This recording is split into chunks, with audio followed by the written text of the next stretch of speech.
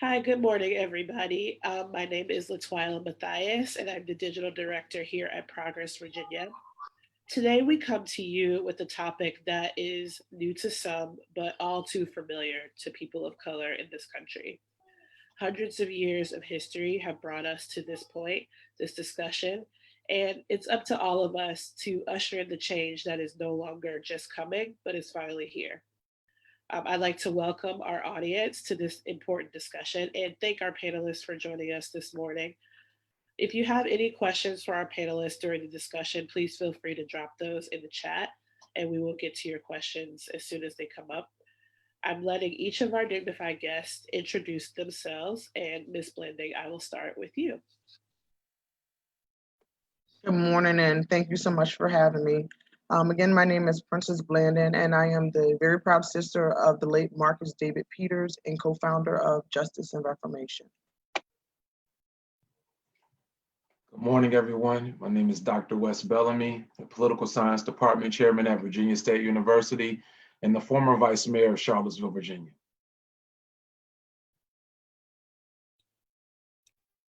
Hello, everyone. My name is Kenneth Gilliam. I'm the Policy Director for New Virginia Majority. We are a statewide organization that really focuses on how we can transform not only our political system, but also improve policies throughout our state to improve the work and the lives of working class people and people of color throughout our state. Thank you all for joining us again. And I'm going to start off our discussion with a question for the full panel. Anybody can answer when they feel the need. I'd like you all to tell us more about yourself and the work that you're doing to check the power of police in the Commonwealth.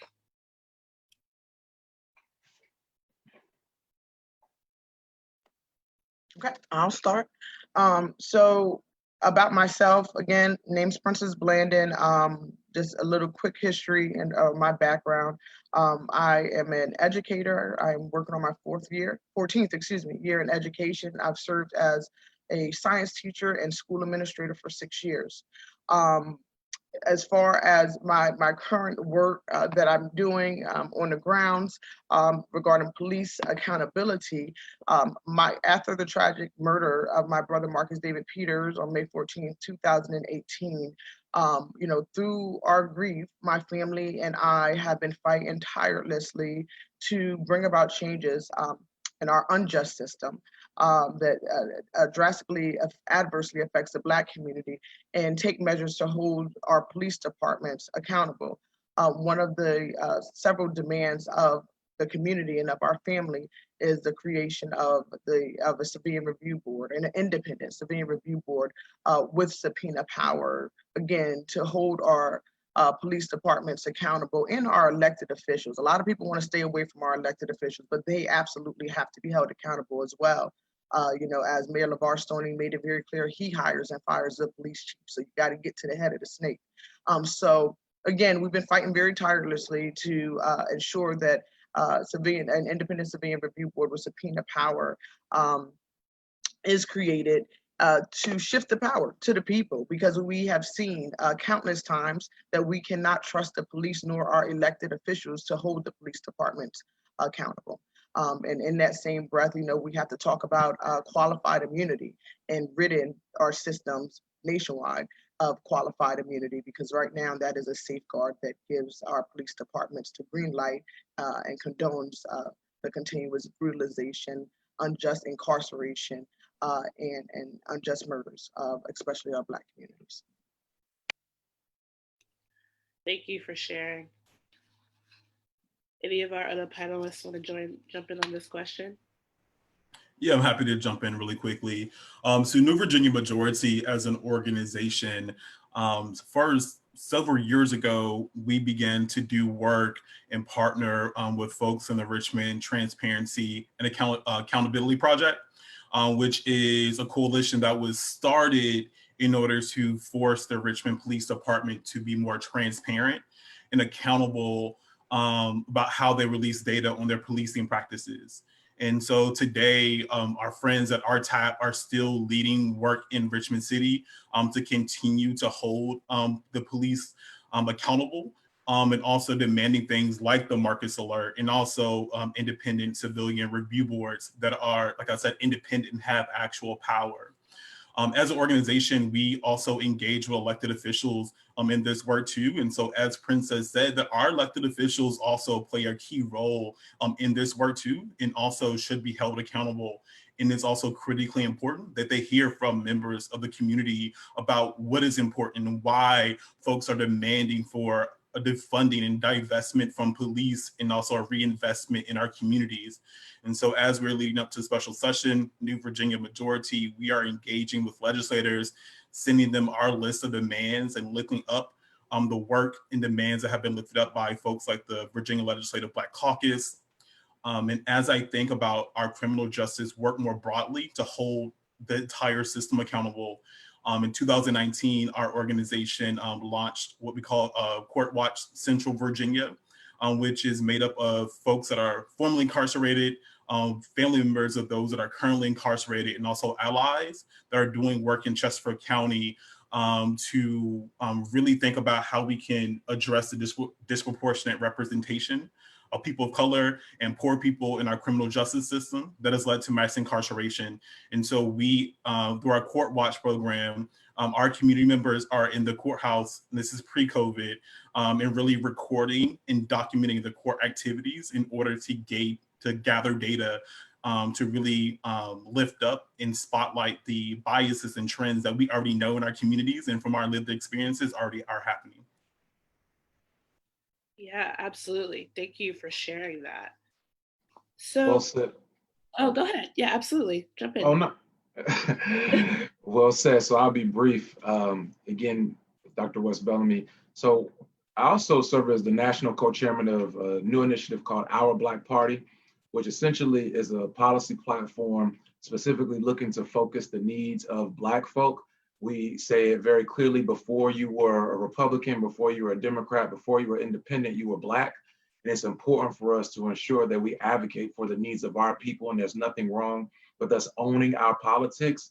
While I was on city council in Charlottesville, I wrote the resolution for our citizen review board, or civilian review board, while we didn't quite push through in terms of having or allowing that body to have subpoena power. It's something that I've been an advocate for. And I think, as our other two panelists has described, is something that's definitely needed within every municipality across the Commonwealth of Virginia. And we have to be willing to push elected officials to do more than just the norm in terms of addressing what is actually happening and transpiring within our local police departments. For that matter, and for example, and I'll say this very briefly, I think that there's a great deal of momentum right now amongst the Commonwealth and the country, for that matter, for creating civilian review boards. But the subpoena power is the piece in which you really have the authority to be able to make real change. And there isn't quite that kind of energy being placed to see that push through. And I think collectively, that's why I'm so proud to hear the work of not only Princess and Brother Kenneth. I'm so proud to hear the work in which they're doing, because I think that's the next step. And collectively, as a people, we have to be willing to do one of two things: either A, get on these boards and say that we must demand subpoena power and push for even the creation and adoption of a civilian review board, because a lot of localities don't have them.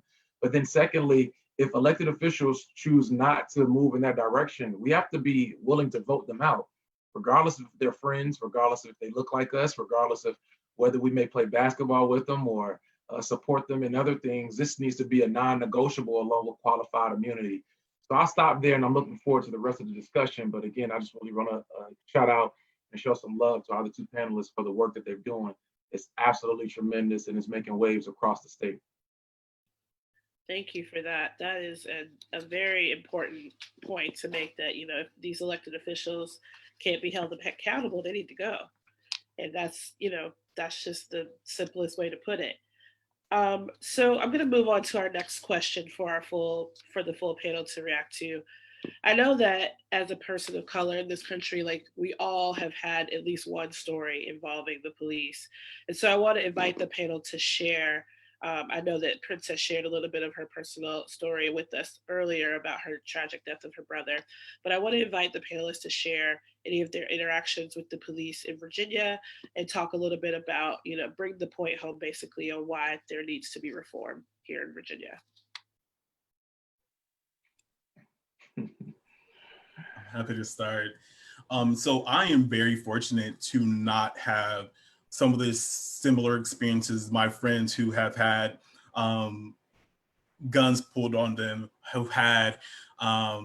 have seen their siblings or loved ones be shot and killed at the hands of police officers.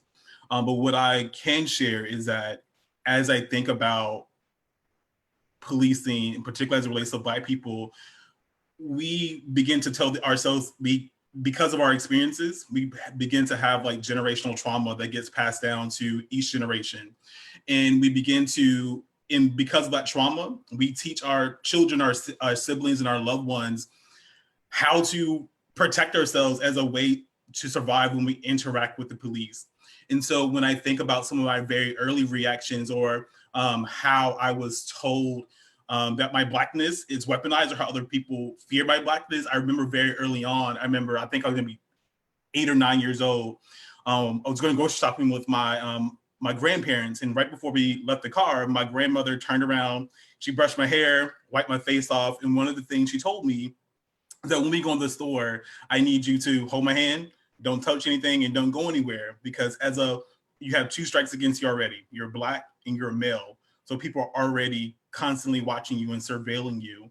And I think that because of that, those also shape and inform our experiences with the police, because we do things, whether that is making sure that our hands are visible, that we are very clear about our movements when we do get pulled over by police officers, simply as a mechanism for survival. And I think that that is a story and a shared experience that many of us have that is really interwoven into why folks are really calling for a divestment and also a change in a system that was never meant to cater to Black people or even value Black lives. I've been, I remember shortly after, so I grew up in Atlanta.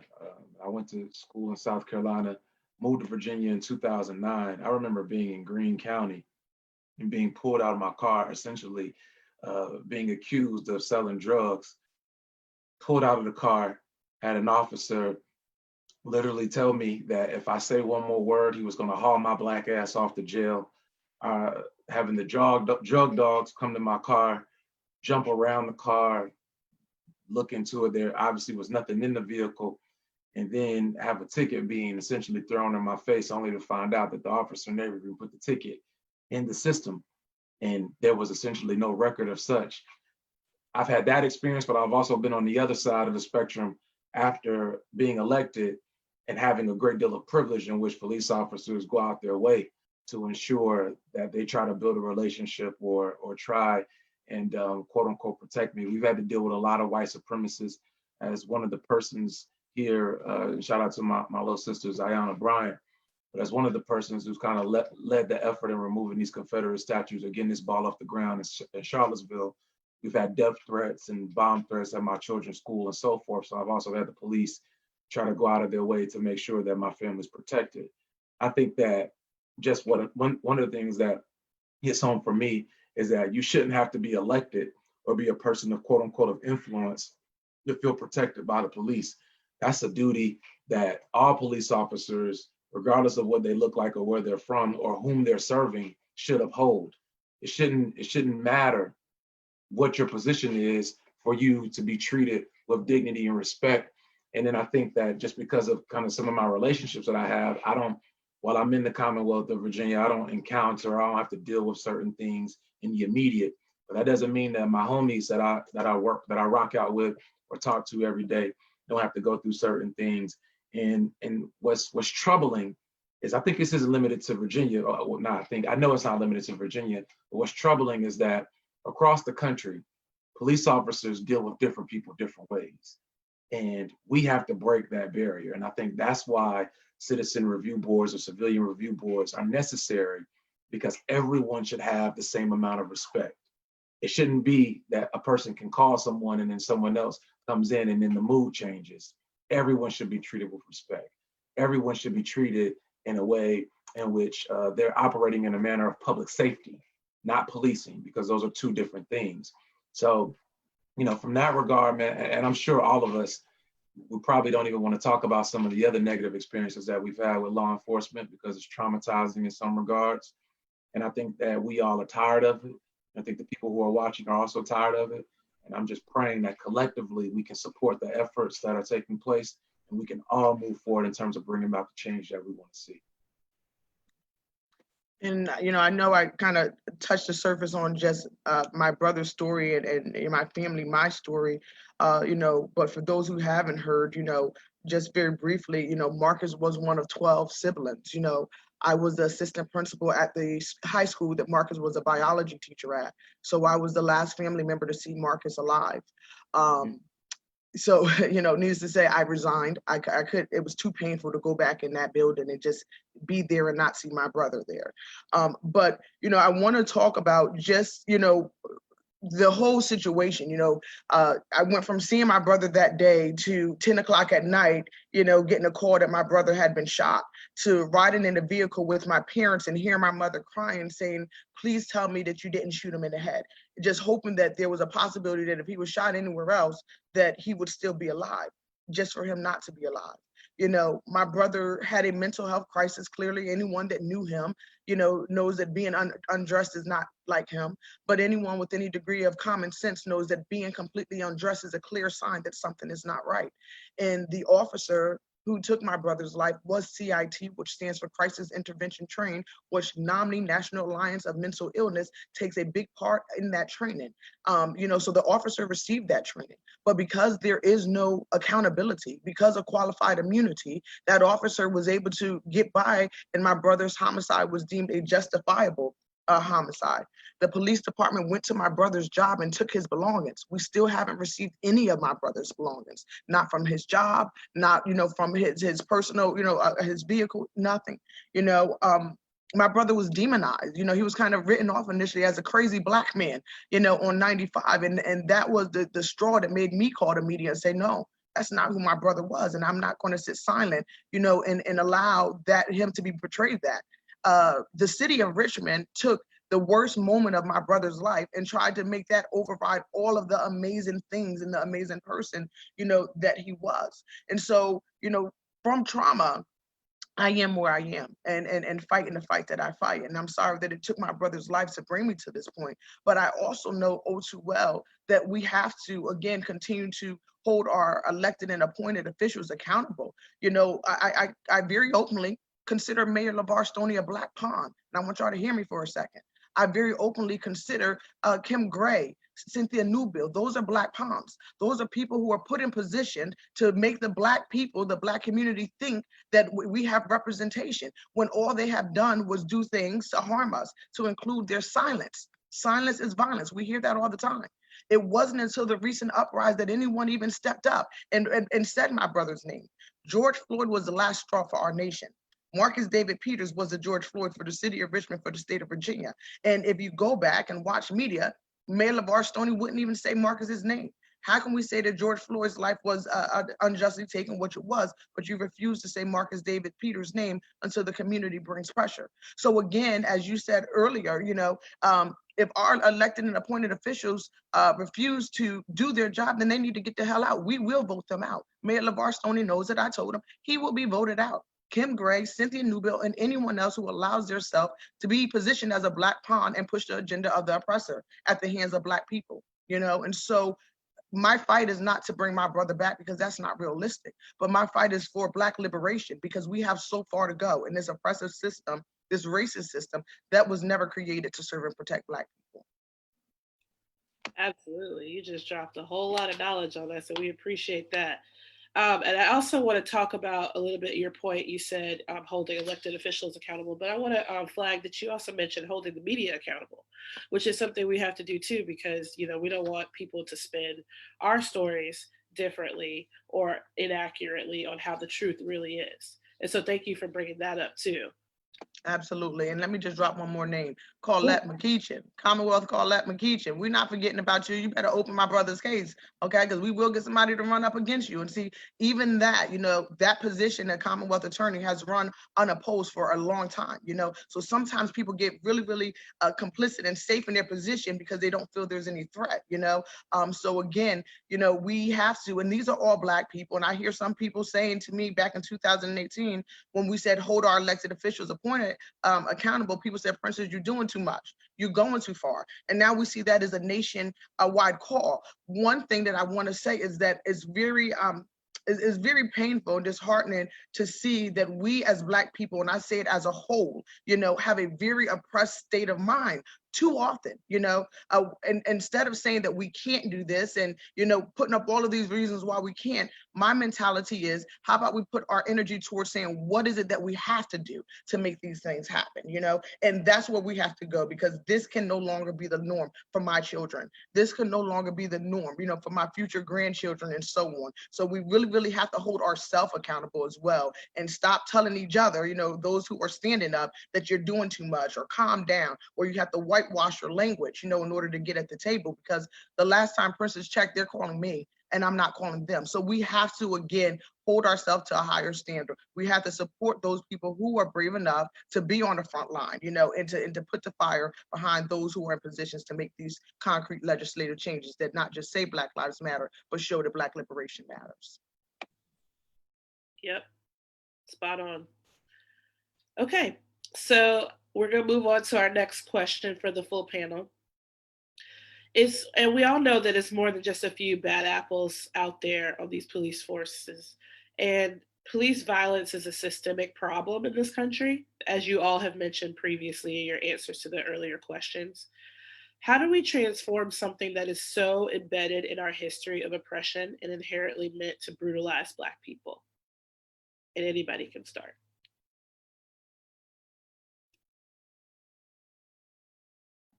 I think the just being bold, and part of what Princess alluded to in terms of just having the desire to value ourselves, to be willing to be liberated, is the first step. When we talk about allies, I think that we don't just need allies, we need individuals who are accomplices. But I think that there's a collective energy that has to be put into us looking to transform the system. And I think that that means for Black folk as well, how do we envision a community or a world in which neighborhoods are or have public safety and not just policing? Now, to that same token, I think there's a lot of things that we have to continue and be willing to do within our own communities. For example, I'm a huge proponent of, I like going into our neighborhoods. Where I live in Charlottesville, people always know I'm out here. And sometimes when I'm in Richmond, I'll pop in and drop in on some of my former students in Gilpin or Maupin Court, things of that nature. I think it's important for us to go in our communities and build relationships and have these conversations with our folk about what it means to re-envision what our neighborhoods look like. So does that mean that you don't always, like, we won't have a system in which police are policing us, but there's a matter of public safety, but also we value ourselves enough to love each other and find ways to solve our communication issues or solve our grievances internally.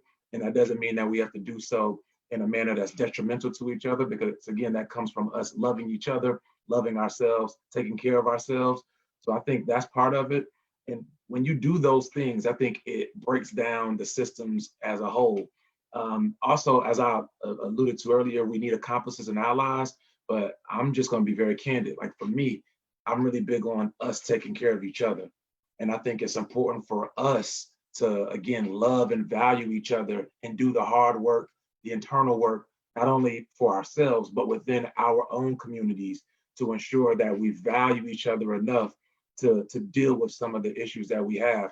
A lot of these systems in which you see policing and over-policing within our communities come from issues that have been plaguing our communities for far too long, and things that aren't necessarily our fault. Health inequities, income inequities, education inequities, things of that nature lead, and those are the byproducts of, or excuse me, the issues we see with policing are oftentimes the byproduct of racist systems that have been placed upon us. So again, I would love for us to channel some of our energy back into our communities, and not saying that people aren't doing that, I'm just saying I would love to see more of a collective effort of us channeling our energies within our communities to get us to love each other, support each other, and take care of ourselves. Because for real, I'm not trying to be disrespectful to anybody else. I'm not waiting on any white person or anybody outside of my community to take care of my community. That's our job. So let's love each other and train each other up enough to value each other enough to do what we have to do for ourselves. And You can go so, ahead, Kenneth. no, I appreciate this question because one, I think one of the key parts of the question is really that hit home for me is that this is a systemic problem, and this is much bigger than just a few individual actors, right? And so I think as we continue these conversations, that we must, one, center this conversation and root it in history, but also do some truth telling, right? And so when we see and look at the uprisings across the country and here in Virginia, it is much more than George Floyd. It is much more than Breonna Taylor. It is much more than just the hundreds and thousands of unnamed Black people that we will never know who have been killed at the hands of law enforcement, right? And so in the essence of rooting this conversation in history, let's have a very frank conversation, right?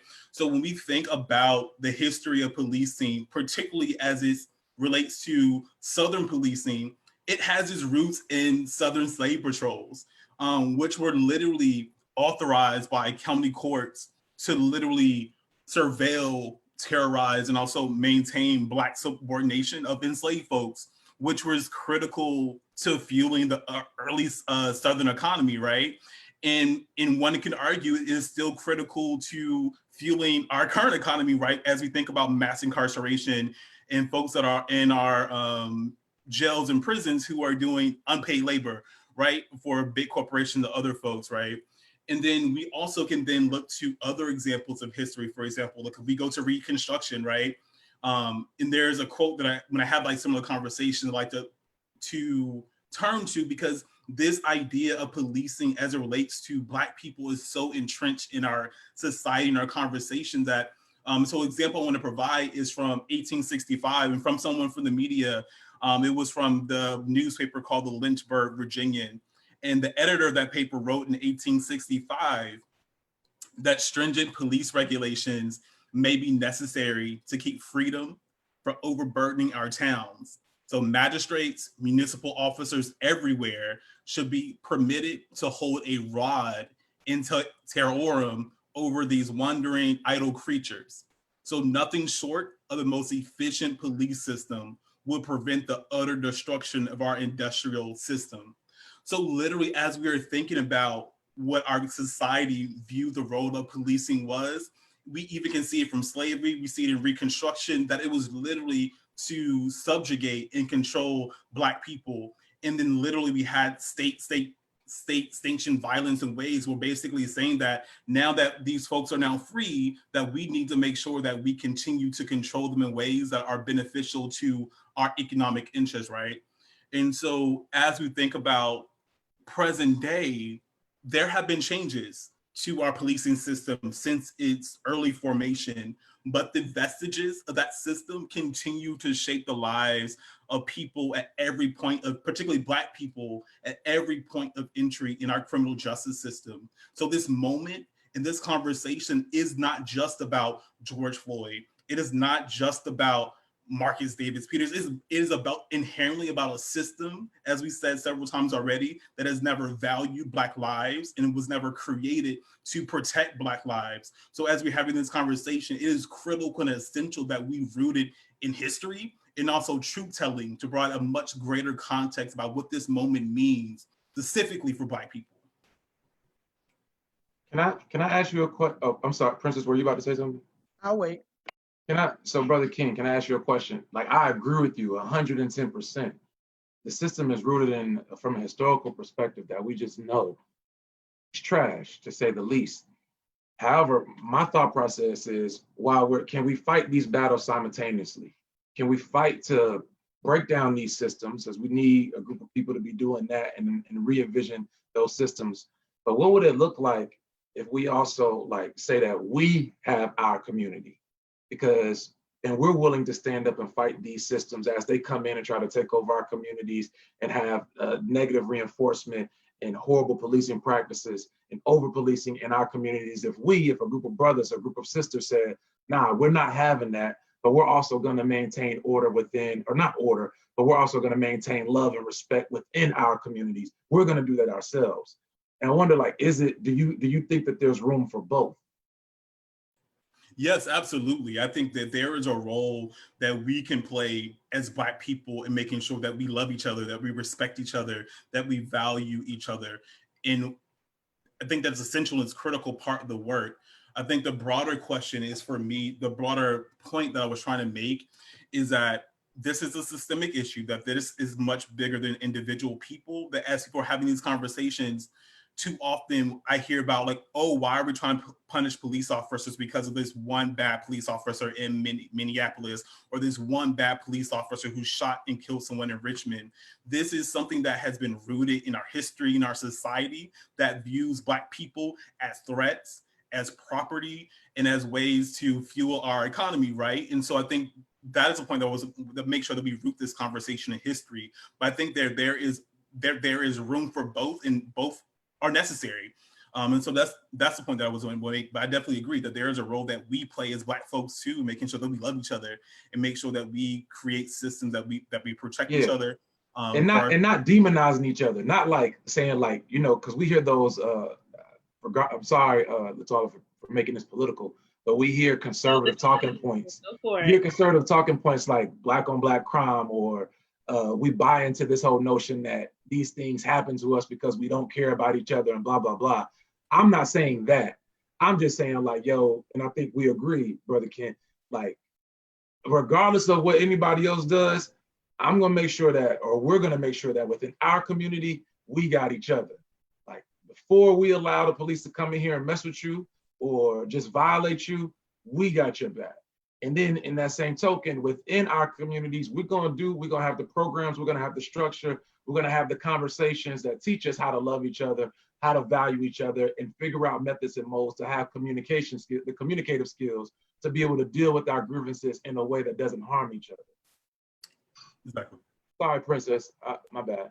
You guys are good. I'm long-winded, so I'm not slowing anybody down. So yeah, when I think about just kind of transforming this system that was never created, as I said earlier, to serve and protect Black people, there's multiple tiers that need to be addressed, in my opinion. Definitely, that self-love. And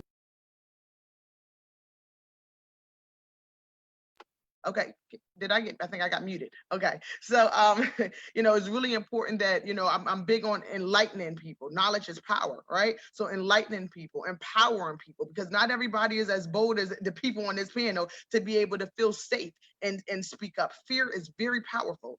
Fear is very real. And a lot of people are fearful. They know wrong. They know that what they see is wrong, and they know that what they deal with at work every day, the bias and the racism is wrong. But out of fear of losing our jobs, we shut up, right? So fear is an oppressor. It's a very strong oppressive tool, so to be able to enlighten our people, to empower our people, and to be able to mobilize our people to now take action. When I go to speak, when I know what I'm talking about, I can speak with my head up. But when it's something that I don't feel confident and don't feel safe with, then you're less likely to come out, right? So, it's really important that we within our communities start building these systems of care.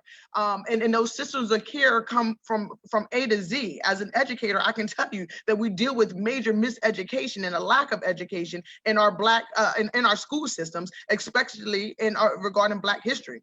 As an educator, I can tell you that our Black people are the ones that are being pushed through the school to prison pipeline. I love data.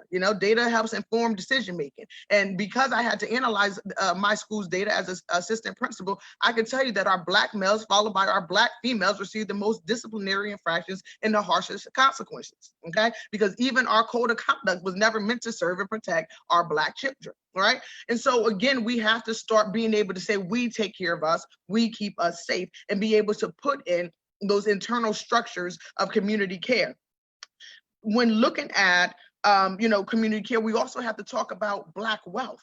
right? And building Black wealth and enlightening people just about things such as investment. I mean, literally a couple of dollars can grow if we teach people, but that's not something that's taught in school. But we can't depend on, again, the systems that were not meant to help us so that we can pass on generational wealth, but do it at ourselves, to be able to be the champions within our own communities and be able to sit down and have these meetings and have these teach-ins and teach our people starting at young ages, about the dollar, the value of a dollar, and more so about investing to build generational wealth, to be able to pass that on.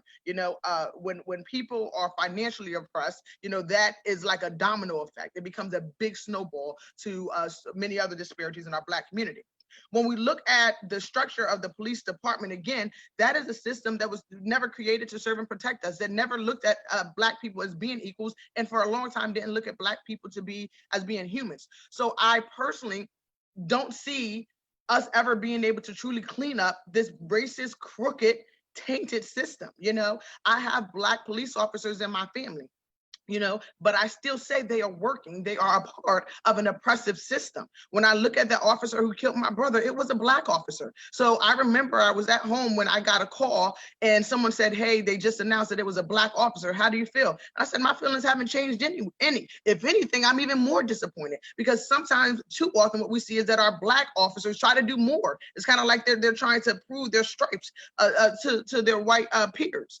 So I don't really see us truly being able to clean up this racist, deeply racist system. And even our legislation, it's structured, it's worded to back the police departments, and the demand to defund the police is just a scratch on the surface, and when we talk about defunding the police, we're talking about reallocating funds to systems of care, right? To be able to fund Black futures, to give our Black children who were already born with X's on their backs, to be able to give them a chance, And so again, I believe that it starts with being able to enlighten our people, be able to provide those security blankets of even safety. Many may not want to talk about this or even hear it, but many white families, they're raising their children at young ages to know how to protect themselves. I mean, we all know what we're talking about. And best believe me nor my family will be a sitting duck, But when Black people go to protect themselves, then we're looked at as being violent and everything else. And so there's a lot of education that has to take place. We have to start moving towards moving away from demonizing each other, and being able to provide each other with that love. We're not always going to see eye to eye, and that's okay, as long as that, your views aren't being oppressive to me, or as long as they're not harmful to me, and start working really, really strongly towards systems of care and not dependent on this system to do that job for us. Can I say one last thing, Latoya? Absolutely, jump right in. Go ahead.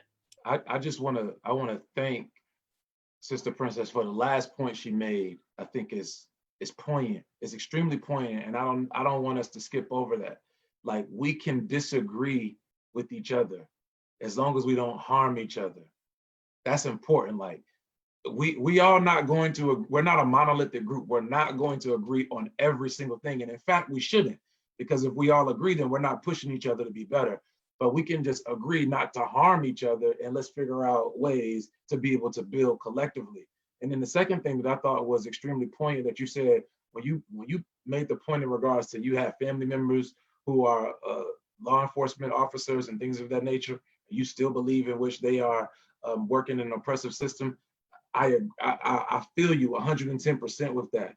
I think that your point in regards to, it's very, like, I don't know how we're going to change this system, because as Brother Ken said, it was made to oppress us.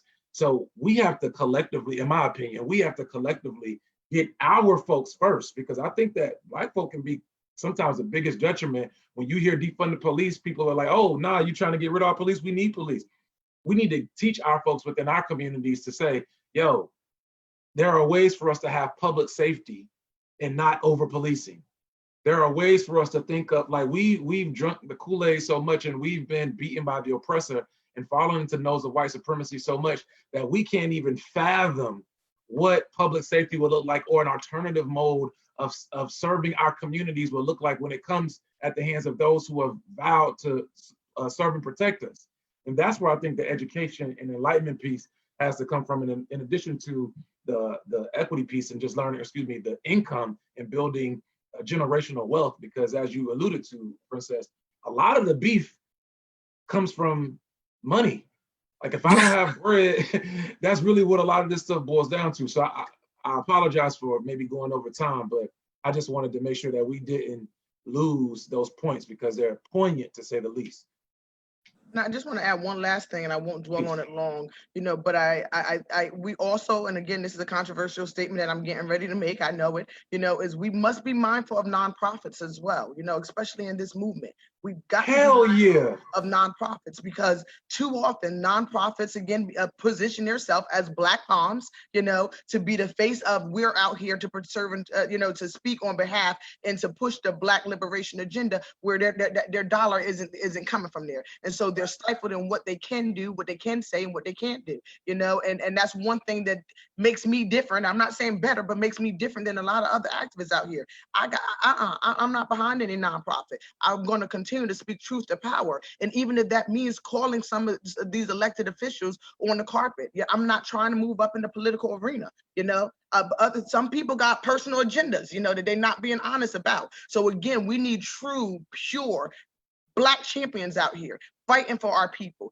not deceiving our people, because there's too many of them are. Okay, there's too many of them that are. We need champions out here that truly care about the black liberation movement, that truly care about our black people and raising our black people up, that truly care about building those systems of care, a community care, within our people. So just had to put that out there.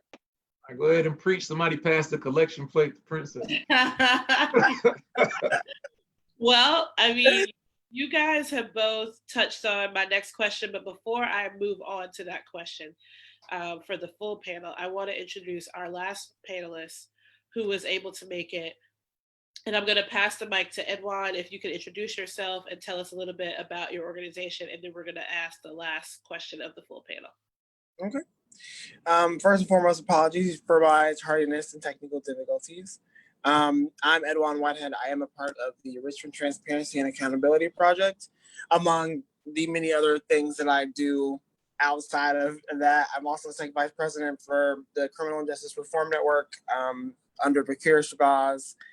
And I've worked closely with Princess Blandon before. I'm always happy to see you on the panel. Actually, I think I've worked with everyone just about here except for Wes. I have not met you, but I know of you. So that's always a blessing. But RTAP has been a part of this, I guess we can call it a civil unrest and struggle around trying to figure out how we can get accountability and transparency in our policing in the city of Richmond. I don't think it's been a very perfect process, but what movement really is, to be honest. And I mean, I'm just happy to be here and happy to see a lot of the progressive stuff that's been happening because of a lot of the work that we've done on the ground. So I'll pass it back.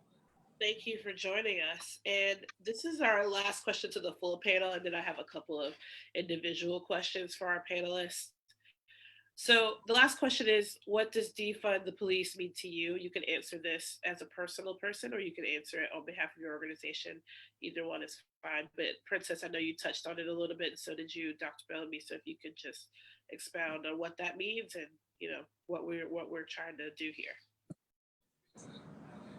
Sure. And I only go by Dr. Bellamy at like school or in fancy meetings. My name is Wes. So it's all good.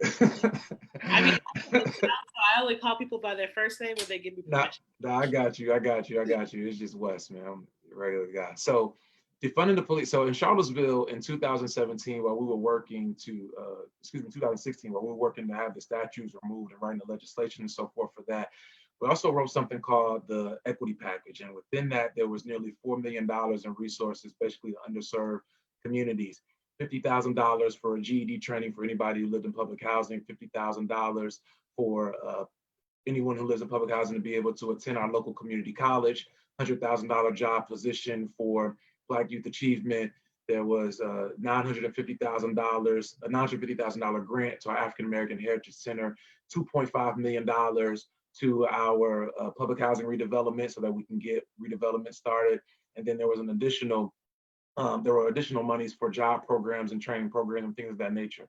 So when I think of defunding the police, I think very clearly, because when I was writing the equity package, it was looking at the totality of the budget and then saying to my colleagues, there are things in which we can sift from each one of these pots and let's put them into resources that we know are going to have a tangible impact within our community. When we talk about defunding, there's no different. I would argue, or I would implore rather, anyone across the country to look at their public safety budget and see how much in every municipality police are receiving from their local budget, and then wonder what could they do with a 5% cut to other parts of their community. With a 5% cut to your budget from the police budget, would you be able to increase mental health services? Would you be able to increase social services? Would you be able to create new amenities within different parks and services in underserved communities? Would you be able to, because we also work something called the Business Equity Fund, basically a $30,000 loan at 1% interest for anybody who qualifies as a socially disadvantaged individual to either start their business or scale up their business. So for us, we literally, when I wrote the Business Equity Fund, it was to help scale up Black businesses, to just be candid. If we were to able, again, decrease just 5%, or even if you look at 2.5% of the budget from your local police officers, your local police budget, would you be able to implement and create a better community for yourself? And I know the answer to such is yes. We just have to be willing to be bold enough to have the political will to say that we're going to push for X. Now, in order to do so, I mean, Princeton said this, I ain't gonna go as hard as her.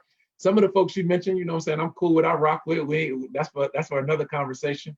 But are our elected officials willing to have the political will to say, I'm not worried about the next election. I'm worried about what's doing what I have to do right now to bring forth bold policy measures to bring about change. There can be no reconciliation, there can be no kumbaya moments or healing without a reallocation of resources. It just doesn't make sense. In higher income communities, you see a lot of amenities and a low level of police. In low income communities, you see high levels and high concentrations of police and very few amenities. Why can't we balance that out, or better yet, reverse that? And I think it all starts with the budget. But again, we just, as elected officials, and I say this as one who served for 4 years and wrote several policy measures and was successful in getting these policy measures and resource reallocation passed, we have to be bold enough to say that we're going to do it. And I think, honestly, now is the best time to do so. If you want to get a budget reallocation and policy and resource change, moving statues is cool. I mean, I say this as the quote unquote statue guy. All that's fine and dandy, but we need substantive issues and we need substantive resources to be reallocated. And if you're with that, I'd love for y'all to join us at www.ourblackparty.org. Small plug. So, and thank you. So yeah, I look at it this way. When we talk about defunding the police, not dismantling yet, but defunding the police, I'm talking about reallocating funds, from the police department's budget, looking at Richmond from their excessively large budget, and reallocating funds into systems of care. So, I believe that, and my numbers might be off slightly, 1.5 million is being spent on horses. Really? So we need $1.5 million to be spent on horses when people being evicted during a pandemic, and so again, we could better use those funds. I don't have any problems calling names, be it family, friends, or whoever, because either you're with us or against us, so if these elected officials are not pushing, putting people and community care first and always, then I'm calling you out on your stuff. And we need, again, fearless people, to be able to do that. You won't have to be called out if you're not doing things that are causing harm to our community. When we talk about reallocating funds, reallocating it towards Black home ownership. Okay, reallocate those funds, towards adequate health care in our Black communities. When we look at the pandemic, this coronavirus, Black people are dying from the coronavirus at a much higher rate than other people are, because we're not receiving the same quality of health care. So these are things that come to my mind, when I talk about it. Right now, what we're doing is we're paying, we're funding, we're lining the pockets of our police officers who are harassing people, especially our Black communities. They're harassing us, they're threatening us, they're profiling us, and they're murdering us. And we're being trained to stay in our place, and you just allow that to happen, because as we hear people say, well, that's just the way it is, and it's the way it is has not been okay for a very long time. I look at Aaron Coleman and Henrico almost a month ago. He was sitting outside of the establishment called Witch. in Henrico. And from my understanding, someone most likely from inside of which called the police because they did not want this Black man occupying space outside of their establishment on a day that it was over 95 degrees. So he was sitting in a shaded area. That police call went from 2 officers showing up to 10 officers showing up. And this Black man now facing, I believe, 3 charges for occupying space. So how can we say that this is okay? When I think about defunding the police and reallocating into systems of care, what should have happened was community care members should have came out. A team of community care members should have come out to address it. And I would have expected that they would have asked some of those really, really important W questions. So if it was me and I was one of those community care members, I would have went and had a seat next to Mr. Coleman and said, hey, my name is Princess. First W question, what's your name, right? What am I doing? I'm building a relationship right now, and I'm bringing down this person's guards instead of a police officer or police officers coming ready and willing to use the forces that and the training that they're used to. Okay, I would have asked him, hey, I'm from Henrico. Where do you live? You know what I mean? I might have gotten an answer such as I'm homeless, and that might have been a part of the reason why he was sitting out there. Okay. Who is it that I can call? That's another, another W question. Who is it that I can call? That can come and be supportive, to you. And then I would have asked, okay, what is it that I can do to help you?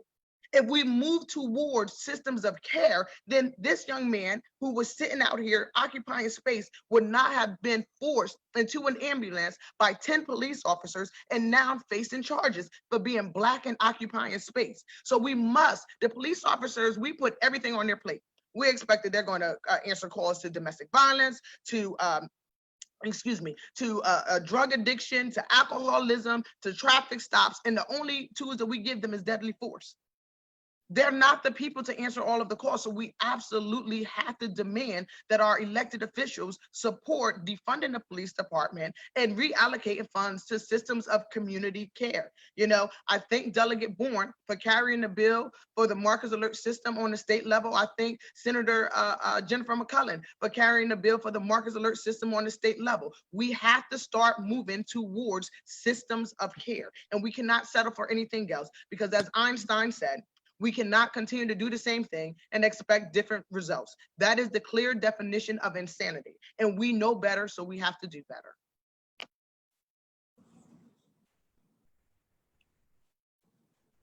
I think Princess and Wes touched on it probably as best as I could touch on it. It all starts with money and the intentionalities of what you want to do with that money.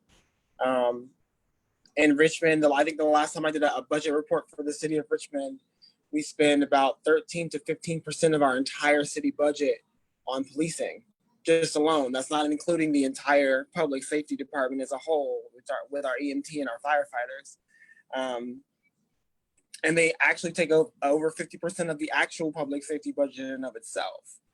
And so when we're thinking about even something as small as Wes said, thinking of 3 or 5% of how much the RPD is spending of their money every year, and we take that to reallocate it for what Princess is talking about, which is community care, we're not only taking the burden off of our police officers, but we're actually dedicating ourselves to a rehabilitative process instead of it being a very harsh and punitive one. Because like Princess said, like we see a lot of the times when police officers show up on the scene to calls that they don't really know how to handle, and then it ends up being a punitive process for somebody that could have just honestly just been taken care of by community. And I mean, I know that people don't think of it that way right now, and like, oh, well, we want to defund the police and there's always a spectrum of what that looks like.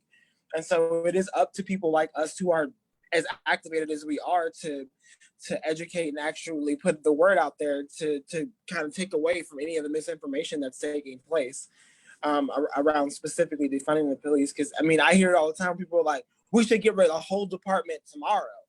And I'm like, that's probably not gonna happen. Like, let's be real about this. And even if it comes down to a point where I do want community to get to a point where we can have a restorative justice style system of community care, where not only are we holding each other accountable, but we're also taking care of each other in the same respect. So that way we don't have to rely on the state in a lot of respects to handle a lot of our issues. But like I said, I think Wes and Princess touched on it perfectly, of just making sure that we're allocating the funds and being willing to allocate the funds to take away from this department that's causing more punitive harm than anything else, and put it towards something that's going to be put everyone in a more rehabilitative process and a rehabilitative state.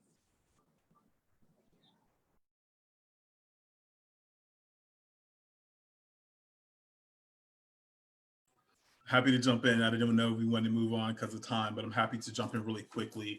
I mean, as an organization, I think New Virginia Majority, I think that like the things that Princess and Edwuan and Wes have already said are critical. I think this conversation is talking about making sure that we defund and divest from systems that oppress Black people and other communities of color, and begin to invest in critical resources that we know are vitally important. So for example, we think about how can we invest more in a public education system and not have school them being over policed by things that like school resource officers, for example, and how can we then invest in more mental health professionals in our schools? How can we invest in more school counselors, for example?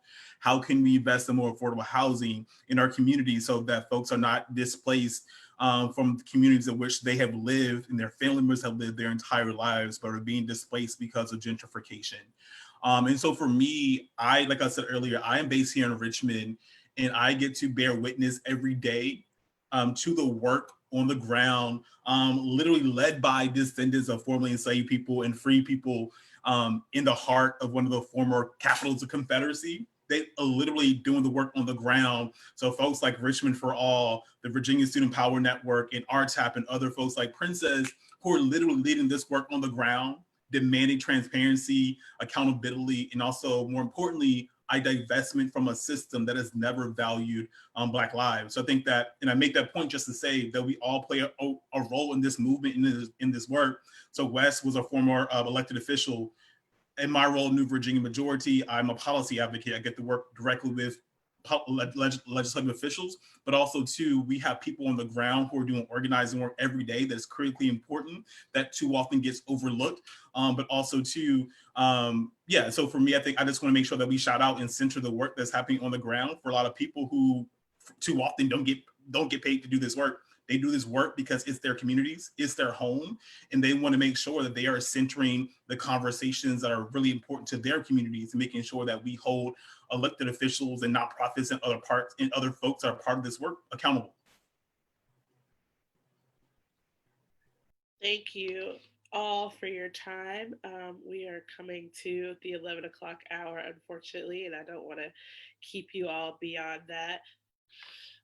So I had a couple of questions, and I know I'm going to talk to you, Kenneth, about special session because that's in the immediate future, just to touch on what's coming up down the pipe for that, and then we'll bring our panel to a close. So Kenneth, if you could talk a little bit about special session.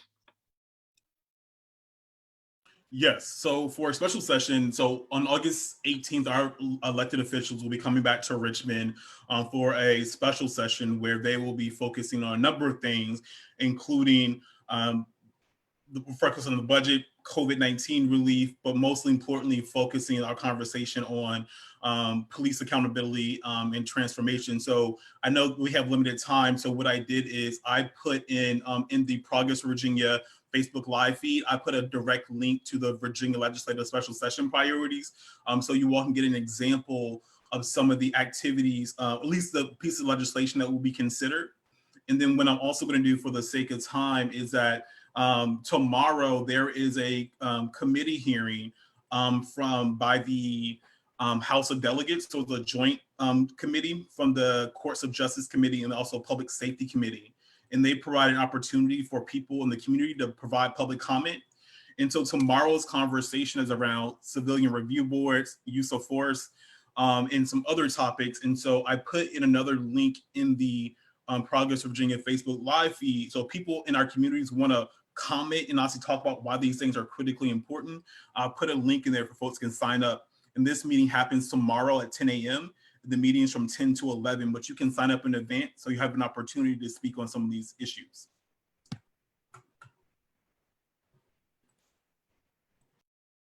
Great, thank you so much. I want to take a time to thank all of our panelists for dropping just truth bomb after truth bomb today. This has been the most amazing panel I've hosted ever. So thank you so much for your time. Thank you for sharing all of your knowledge with us. Thank you for talking about this incredibly important topic today. We have work to do, clearly. And, I want to make sure that everybody knows, the important parts of what our panelists said today. Like, this is important and we have work to do, and we need to break down the system and make the world a better place for our family and our future and our kids and everybody else. The ancestors are counting on us, so to speak. So thank you so much, everybody. And we're going to bring this live stream to a close. If you have any more questions for the panelists, you can drop them in the live stream post and we'll try to get to them. And stay tuned for more things from Progress Virginia. Thanks, everybody.